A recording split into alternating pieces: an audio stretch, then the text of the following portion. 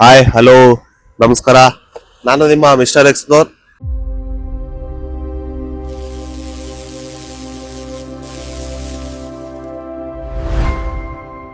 ಇವತ್ತು ನಮ್ಮ ಹುಡುಗರೆಲ್ಲ ಅಂದ್ರೆ ನಮ್ಮ ಏರಿಯಾ ಬಾಯ್ಸ್ ಎಲ್ಲ ನಿಮ್ಗೆ ಒಂದು ಅದ್ಭುತವಾದಂತ ಮಾನ್ಸೂನ್ ರೈಡಿ ಕರ್ಕೊಂಡು ಹೋಗ್ತಾ ಇದೀವಿ. ಅಂದ್ರೆ ಯಾವ ಸೈಡ್ ಹೋಗ್ತಾ ಇದೀವಿ ಅಂದ್ರೆ ಉಜ್ರೆ ಸೈಡ್ ಹೋಗ್ತಾ ಇದೀವಿ. ಆನ್ ದಿ ವೇ ಹೋಗ್ತಾ ಹೋಗ್ತಾ ನಿಮ್ಗೆ ಗೊತ್ತಾಗುತ್ತೆ ಯಾವ್ಯಾವ ಪ್ಲೇಸ್ ಏನು ಅಂತ. ಫಸ್ಟ್ ಹೋಗೋಕ್ಕೂ ಮುಂಚೆ ನಮ್ಮ ಚನ್ನರಾಯ ಪಟ್ಟಣದಲ್ಲಿರುವ ನಮ್ಮ ಬಾಸ್ ದರ್ಶನ ಮಾಡ್ಕೊಂಡು ಈಗ ಹೊರಡ್ತಾ ಇದೀವಿ. ಈಗಷ್ಟೇ ಆಕ್ಚುಲಿ ಗಾಯ್ಸ್ ನಾವು 5 ಗಂಟೆ ಹೊರಡ್ಬೇಕು ಅಂತ ಪ್ಲಾನ್ ಮಾಡಿದ್ದು. ಇಂತ ನನ್ನ ಮಕ್ಳನ್ನ ಕರ್ಕೊಂಡು ನಾವು ಈಗ 6 ಗಂಟೆ 10 ನಿಮಿಷ ಏನೋ ಆಗಕ್ ಬಂದೈತೆ. ಈಗ ಹೊರಡ್ತಾ ಇದೀವಿ. ಈ ಬಡತವಿಂದ ದೇಶ ಉದ್ಧಾರ ಆಯ್ತದ. ಒಬ್ಬೊಬ್ರದ್ದು ಒಂದೊಂದ್ ಬಾಳು ನಮ್ಮಲ್ಲಿ. ಎಲ್ರು ಗ್ಯಾಂಗಲ್ಲಿ ಇಂಥವ್ರು ಇದ್ದೇ ಇರ್ತಾರೆ. ಏನು ಮಾಡಕ್ ಆಗಲ್ಲ, ಸಹಿಸ್ಕೊಂಡು ಇನ್ನೊಂದ್ ಮಕ್ಳುಗಳನ್ನ ಸಹಿಸ್ಕೊಂಡು ಟ್ರಿಪ್ ಹೋಗ್ಬೇಕಾಗುತ್ತೆ. ಹೋಗ್ತಾ ಇದೀವಿ, ನೋಡೋಣ. ಈಗ ಅರುಣ್ ಅವರು, ನಾನು, ಮಿಸ್ಟರ್ ಎಕ್ಸ್ಪ್ಲೋರ್, ಹಾಗೆ ಕ್ಯಾಮ್ರಾಮನ್ ಅಕ್ಷಯ್ ಅವರು 3 ಜನ ಇದೀವಿ. ಇನ್ನೂ 2 ಬರ್ಬೇಕು. ನೋಡೋಣ ಅವ್ರು ಯಾವಾಗ ಬರ್ತಾರೆ, ಇನ್ನು ಎಷ್ಟೊತ್ತು ಮಾಡ್ತಾರೆ ನೋಡೇ ಬಿಡೋಣ.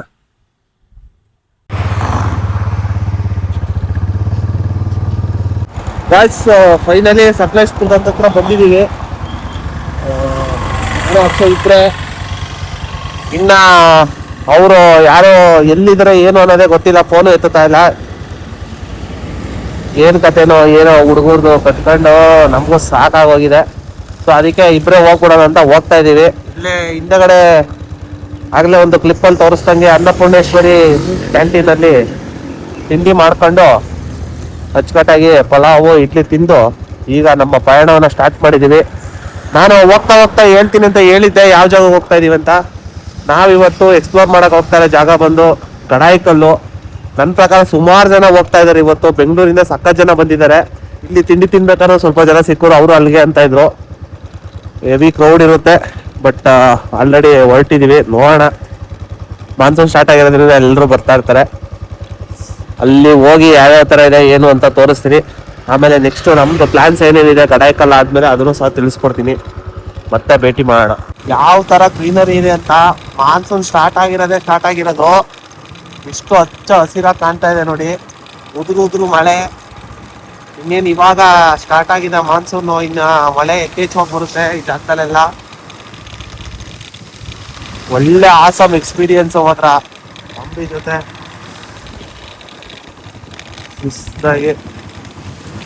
ಈ ಒಂದು ಶಿರಡಿ ಘಾಟಿನ ಒಂದು ಕಪ್ಪಲಿನಲ್ಲಿ ಹೋಗೋದು.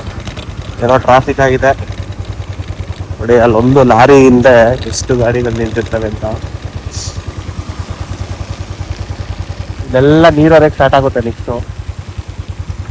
ಈಗ ಪೈಪಲ್ಲಿ ಗೊತ್ತಾಯ್ತು.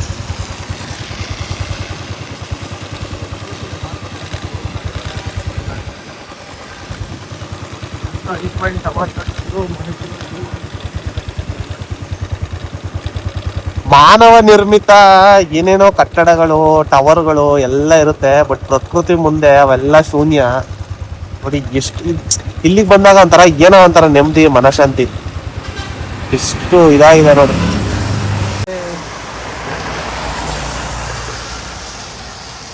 ಆದ್ರೆ ಎಷ್ಟು ನೀಟಾಗಿ ಒಳ್ಳೆ ಕೇಕ್ ಕಟ್ ಮಾಡಾರಲ್ವ ಈಗ. ಅದೇ ಈಗ ಮಳೆಗೆಲ್ಲ ಕುಸಿಯುತ್ತಿನ್ನ ಇನ್ನೆಲ್ಲ ರೋಡ್ ಸ್ಥಗಿತ, ಗುಡ್ಡ ಕುಸಿತ ಅಂತ ನ್ಯೂಸ್ ಮಾಡ್ತಾರೆ. ವೀಕ್ಷಕರೇ, ಶಿರಡಿ ಘಾಟನ ಚಾರಣವನ್ನ ಹತ್ತಿ ಇಳಿದು ಬೈಕಲ್ಲಿ ಈಗ ಗುಂಡ್ಯಾ ಕಡೆ ಹೋಗ್ತಾ ಇದೀವಿ. ನಿಂತಿದೀವಿ ನೋಡಿ. ಇದೆ ಹೈವೇ, ಸಖತ್ತಾಗಿ ಮಾಡಿದ್ದಾರೆ ಹೈವೇ. ಶಿರಡಿ ಘಾಟಲ್ಲಿ ಅಂದ್ರೆ ಘಾಟ್ ಸೆಕ್ಷನ್ ಇರೋದೇನೋ ಅಲ್ಲಿ ಯಾವುದೇ ರೀತಿ ಹೈವೇ ಇಲ್ಲ. ಅಲ್ಲಿ ಆ ಎಂಡ್ವರೆಗೂ ಹೈವೇ ಇದೆ, ಮತ್ತೆ ಈ ಕಡೆ ಎಂಡಿಂದ ಹೈವೇ ಮತ್ತೆ ಸ್ಟಾರ್ಟ್ ಆಗಿದೆ. ಇದು ನಮ್ಮ ಪಯಣ ಅಂಬಿಯ ಜೊತೆ ಅಲ್ಲ. ನೆಕ್ಸ್ಟ್ ಈ ತರ ಇಲ್ಲಿಗೆ ಬ್ಯಾಗ್ ಅಲ್ಲಿ ಕಟ್ಕೊಂಡು ಹೋಗ್ತೀನಿ ಒಬ್ನೇ ಸೋಲೋ ರೈಡ್.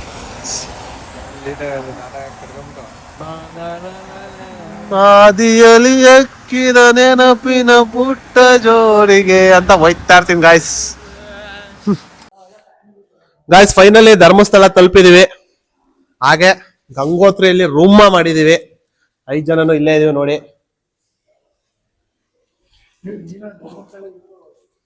ಏನಕ್ಕೆ ರೂಮ್ ಮಾಡಿದ್ವಿ ಅಂದ್ರೆ ಬ್ಯಾಗ್ ಎಲ್ಲ ಆರಾಮಾಗಿಟ್ಟು. ಇಲ್ಲಿ ರೂಮ್ ಸಿಗೋದೇ ತುಂಬಾ ಕಷ್ಟ ಆಗೋದು. ನಂಗೂ ಒಳ್ಳೆ ಕಡೆ ರೂಮ್ ಸಿಕ್ಕಿದೆ ನಮ್ಗೆ. ಫುಲ್ಲು ಪೀಸು ನೋಡಿ. ಇವತ್ತು 11 ಗಂಟೆಗೆ ಬಂದಿರೋದು ನಾವು, ಶನಿವಾರ. ರೂಮ್ ಸಿಕ್ಕಿದೆ. ಭಾರಿ ಮಳೆ ಇತ್ತು. ಶಿರಡಿ ಘಾಟು ತೋರ್ಸಿದ್ವಲ್ಲ ಅದೇ ತರ.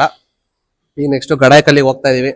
ಅಲ್ಲಿ ನೋಡೋಣ ಯಾವ ತರ ಇದೆ ಅಂತ. ಸುಮಾರು ಜನ ಇರ್ಬೋದು ಗಡಾಯಿಕಲ್ಲಲ್ಲಿ, ಯಾಕಂದ್ರೆ ಆನ್ ದಿ ವೇ ಬರ್ತಾ ನಾವು ಸುಮಾರು ಜನ ಕೇಳಿದವರೆಲ್ಲ ಗಡಾಯಿಕಲ್ಲು ಅಂತಾನೆ ಅಂತ ಇದ್ರು. ನೋಡೋಣ. ಲಿಫ್ಟಿಗೋಸ್ಕರ ಕಾಯ್ತಾ ಇದೀವಿ. ಏನೇನೋ ಹೊಡಿತಾ ಇದಾರೆ. ಹಾರಿಬಲ್, ಇವ್ರ ಜೊತೆ ಬರೋದಂದ್ರೆ ತುಂಬಾ ಹಾರಿಬಲ್. ಲಿಫ್ಟ್ ಒಳಗಡೆ ಹೋಗ್ತಾ ಇದೀವಿ. ಎಲ್ಲ ಲಿಫ್ಟ್ ಒಳಗಡೆ ಬಂದಿದೀವಿ. ಧರ್ಮಸ್ಥಳ ಮಂಜುನಾಥ ಸ್ವಾಮಿಯ ಗೋಪುರದ ಭಾಗವನ್ನ ನೀವು ನೋಡ್ಬೋದು ಯಾವ ತರ ಇದೆ ಅಂತ.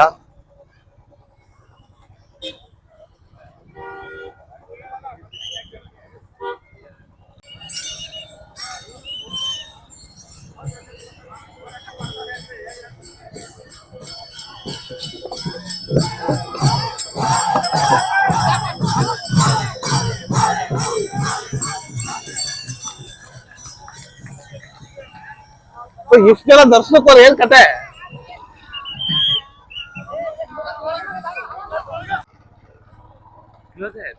ಅಲ್ಲೇ ಜನ ಇಲ್ವಾ?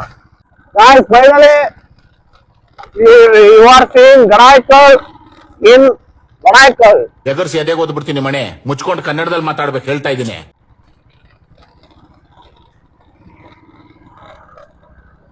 ಬೆಟ್ಟ ತೋರ್ಸಕ್ಷ ಅವನ್ನೇನ್ ತೋರಿಸಿಲ್ಲ, ಆನಂದ್ ಮಗನ್ ಏನ್ ತೋರಿಸ್ತೀಯ ನೀನು?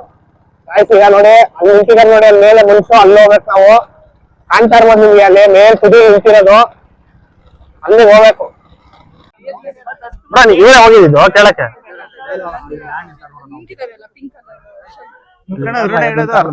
ಏನು ಬೆಟ್ಟನೇ ಹತ್ತೀವಂತ ಗೇಟ್ ಗೇಟ್ ಹತ್ತ ದೊಡ್ಡ ವಿಚಾರ ಅಲ್ಲ. ಗೇಟ್ ಹತ್ತ ಹೋಗಲ್ಲ, ಅಲ್ಲಿ ಅವರೇ ಅಲ್ಲಿ ಅವ್ರ ಐಆರ್ ಆಫೀಸರ್ಸ್ ಹೇಳ್ಬೇಕು.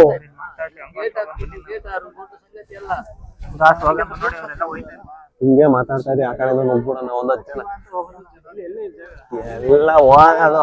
ದೇವರಮ್ಮ ಬರ್ತಾರೆ ಹೋಗಲ್ವಾ? ಅಣ್ಣ ನಿಮ್ಗೆ ಟಿಕೆಟ್ ಕೊಟ್ರಾ? ಟಿಕೆಟ್ ಎಲ್ಲ ಕೊಟ್ಟಿದ್ರಾ? ಟಿಕೆಟ್ ಕೊಟ್ಟಿದ್ರಾ? ಅಲ್ಲ ಹೋಗ್ ಬಂದಿಗೆ ಟಿಕೆಟ್ ಕೊಟ್ರಾ ಅಂತ ನಿಮ್ದೆ ಕೊಟ್ಟೆ. ನಾವ್ ಹಂಗೆ ಅದರಲ್ಲೇ ಹೋಗ್ಬಿಡುದು. ನಿಮ್ಗೆ 50 ಕೋಟಿ, ಅವ್ರೊಬ್ರು ನಮ್ದು ಆಗದಲ್ಲ ಎಕ್ಸ್ಚೇಂಜ್. ಅವ್ರು ಬರೋ ಗಂಟೆ ಬಿಡೋದೇ ನೋಡ್ತಿನ್ನ 500 ಜನ ಆಗೋಗೈತೆ ಬರಲ್ಲ ಅಂತ ಅವರು. ಎಷ್ಟಾಯ್ತು? 500 ಜನಕ್ಕೆ 50 ರೂಪಾಯಿ ಎಷ್ಟಾಯ್ತು? ನಾಳೆ ಟಿಕೆಟ್ ಕೊಡಿ, ಹೋಗಿ ಬಂದಿರೋರು ಅದಾರು ಒಂದು ವ್ಯವಸ್ಥೆ ಮಾಡಿ. ಏನ್ರಿ ಸರ್ ನಿಮ್ದು? ನಾಳೆ ಬಂದಿರೋ ಹೇಳ್ಬೇಕು, ನಾವು ಹೇಳಿದ ಅರ್ಥ ಆಗ್ತದಲ್ಲ. ಅರ್ಥ ಆಗುತ್ತೆ ಸರ್. ಆಗದಿಂದ ಮಾತಾಡ್ಕೊಂಡಿದ್ದೀರಿ ಸರ್ ಬಂದ ಗೊತ್ತಾಯ್ತಾ?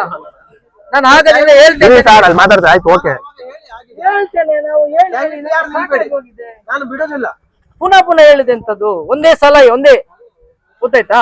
ನಾನು ಯಾರಿಗೂ ಬೇರೆ ರೂಲ್ಸ್ ಮಾಡುವಾಗಿಲ್ಲ. ನಾನು ನಿಮ್ಮಂದು ಹೇಳಿದೆ ನಾನು ವಿಷಯ. ನಾನು ಒಬ್ಬರನ್ನು ಬಿಡುದಲ್ಲ, 4 ಜನ ಬಿಡುದಲ್ಲ. ಹಾಗೆಲ್ಲ ಹಾಗೆ ಬಿಡ್ಲಿಕ್ಕೆ ಆಗುದಿಲ್ಲ 60 ಮಂದಿಯನ್ನು ಬಿಡ್ಬೇಕಾ? ಗೊತ್ತಾಯ್ತಾ? ಹಾಗೆ ಬಿಡ್ಲಿಕ್ಕೆ ಆಗುದಿಲ್ಲ.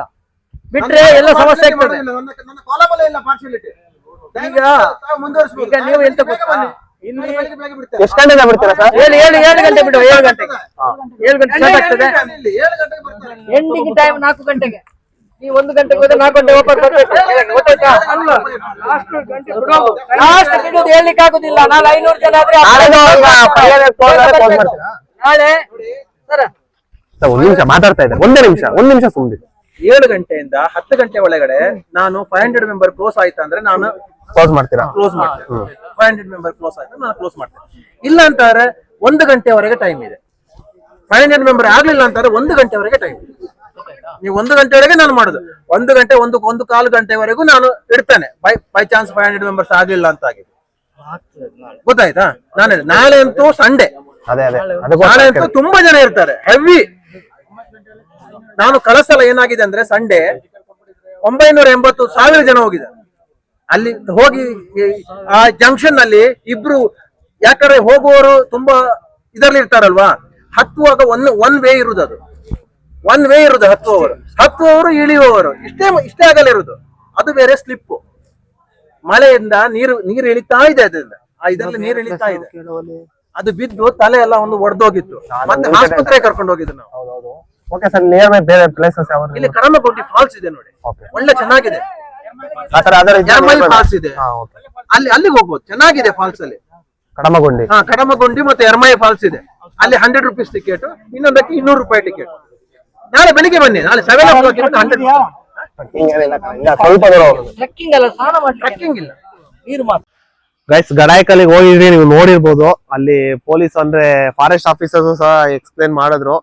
ಅಂದ್ರೆ ಅಲ್ಲಿ ಏನಂದ್ರೆ ಒಂದು ದಿನಕ್ಕೆ 500 ಜನ ಮಾತ್ರ ಬಿಡೋದು ಅಷ್ಟೇ. ಅಲ್ಲಿ ಟೈಮಿಂಗ್ಸ್ ಏನ್ ಹಾಕಿದಾರೆ ಅಂದ್ರೆ 7 ರಿಂದ 1 ಅಂತ ಹಾಕಿದ್ದಾರೆ. ಆ 7 ರಿಂದ 1 ಗಂಟೆ ಒಳಗಡೆ ಬಂದವ್ರನ್ನೆಲ್ಲ ಬಿಡಲ್ಲ. ನಾವು ನೋಡಿ 11:15 ಸಮಥಿಂಗ್ ಹೋದ್ವಿ, ನಮ್ಮನ್ನು ಬಿಡ್ಲಿಲ್ಲ. ಬಟ್ ಈಗ ನೀವು ಫಾರ್ ಎಕ್ಸಾಂಪಲ್ 7 ಗಂಟೆಗೆ ಸ್ಟಾರ್ಟ್ ಆಗಿ 8 ಗಂಟೆ ಹೊತ್ತಿಗೆ 500 ಜನ ಆಯ್ತು ಅಂದ್ರೆ ಕ್ಲೋಸ್ ಅಲ್ಲಿ 500 ಜನ ಅಷ್ಟೇ ಅಂತ ಬಿಡೋದು. ಯಾಕೆಂದ್ರೆ ಹೋಗೋದು ಒಂದೇ ದಾರಿ, ಬರೋದು ಒಂದೇ ದಾರಿ ಇರೋದ್ರಿಂದ ಅಲ್ಲೆಲ್ಲ ಸ್ಲಿಪ್ ಆಯ್ತು ಅಂದ್ರೆ ಡೈರೆಕ್ಟ್ ಡೌನ್ ಸೈಡ್ ಬೀಳ್ತಾರೆ, ತುಂಬಾ ಏಟ್ ಆಗುತ್ತೆ ಅನ್ನೋ ಒಂದು ಕಾರಣದಿಂದ ಬರೀ 500 ಮೆಂಬರ್ಸ್ ನ ಲಿಮಿಟ್ ಮಾಡಿದ್ದಾರೆ. ಸೊ ಬರೋರು ಇದೊಂದು ಗಮನದಲ್ಲಿ ಇಟ್ಕೊಂಡ್ ಬನ್ನಿ. ಆಮೇಲೆ ಮ್ಯಾಪ್ ಅನ್ನ ನೀವು ಗೂಗಲ್ ಮ್ಯಾಪ್ ಅಲ್ಲಿ ಗಡಾಯಿಕಲ್ಲು ಅಂತ ಹಾಕೊಂಡ್ ಬಂದ್ರೆ ಬೇರೆ ಕಡೆ ಹಿಂದೆಗಡೆ ಜಾಗ ಕರ್ಕೊಂಡು ಹೋಗುತ್ತೆ, ಅಲ್ಲಿ ಇಲ್ಲ. ನೀವು ಗಡಾಯಿಕಲ್ಲು ಪಾರ್ಕಿಂಗ್ ಸ್ಟಾರ್ಟಿಂಗ್ ಪಾಯಿಂಟ್ ಅಂತಾನೋ ಏನಾರು ಹಾಕೊಂಡ್ ಬನ್ನಿ. ಆಮೇಲೆ ಇಲ್ಲಿ ಸ್ಥಳೀಯರನ್ನ ಕೇಳಿ, ಆಮೇಲೆ ಏಕ ಬೋರ್ಡ್ಗಳನ್ನ ಹಾಕಿದ್ದಾರೆ, ಸೈನ್ ಬೋರ್ಡ್ಗಳನ್ನ ಹಾಕಿದ್ದಾರೆ, ಅದನ್ನ ನೋಡ್ಕೊಂಡು ಫಾಲೋ ಮಾಡಿ. ನಾವು ಸುಮ್ಮನೆ ಗಡಾಯಿಕಲ್ಲು ಅಂತ ಹಾಕೊಂಡು ಹೋಗ್ಬಿಟ್ಟಿದ್ವಿ, ಅಲ್ಲೊಂದು 15 to 20 minutes ವೇಸ್ಟ್ ಆಯ್ತು. ಆ ತರ ಮಾಡ್ಕೊಳಕ್ ಹೋಗ್ಬೇಡಿ. ಸೊ ಈಗ ಆಲ್ಟರ್ನೇಟ್ ಪ್ಲಾನ್ಸ್ ಸಡನ್ ಆಗಿ ಪ್ಲಾನ್ ಮಾಡೋದ್ರಿಂದ ನಾವು ಈ ತರ ಟೆಂಪಲ್ಸ್ ಎಲ್ಲ ನಾಳೆ ಇಟ್ಕೊಂಡಿದ್ವಿ, ಇವತ್ತು ಟ್ರೆಕ್ಕಿಂಗ್ ಮುಗಿಸಿ ಟೆಂಪಲ್ಸ್ ಗಳಿಗೆ ಹೋಗೋಣ ಅಂತ. ಬಟ್ ಆಗದಿದ್ದ ಕಾರಣದಿಂದ ಇವತ್ತೇ ಟೆಂಪಲ್ಸ್ ನ ಮುಗಿಸ್ಬಿಡೋಣ ಅಂತ ಇಲ್ಲಿಗೆ ಬಂದಿದೀವಿ. ಈಗ ಫಸ್ಟ್ನೇ ಟೆಂಪಲ್ ಸೂರ್ಯ ದೇವಸ್ಥಾನಕ್ಕೆ ಬಂದಿದೀವಿ. ನೋಡೋಣ ಒಳಗಡೆ ಏನೇನಿದೆ ಎಲ್ಲ ತೋರಿಸ್ತೀನಿ. ಸೂರ್ಯ ದೇವಸ್ಥಾನ ಇದು ಉಜ್ರಲ್ಲಿ ಇರೋಂಥದ್ದು, ತುಂಬಾ ಅದ್ಭುತವಾದಂತ ದೇವಸ್ಥಾನ. ಆಮೇಲೆ ಇಲ್ಲಿ ಮಣ್ಣಿನ ಹರಕೆ ಅಂತ ಒಂದೇನೋ ಇದ್ ಮಾಡ್ತಾರೆ. ಯಾರ್ಯಾರು ಏನೇನು ಅನ್ಕೊಂಡಿದ್ದೀರಾ ಅದನ್ನ ಮಣ್ಣಿನ ರೂಪದಲ್ಲಿ ಮಾಡಿ ಇಲ್ಲಿ ಕಟ್ಟಿದ್ರೆ ತುಂಬಾ ಈಡೇರುತ್ತೆ ಅನ್ನೋದು ತುಂಬಾ ಜನರ ನಂಬಿಕೆ. ಅದನ್ನು ಯಾವ್ಯಾವ ತರ ಇದೆ ಅಂತ ನಾನು ನಿಮ್ಗೆ ತೋರಿಸ್ತೀನಿ. ಹೋಗೋಣ ಬನ್ನಿ.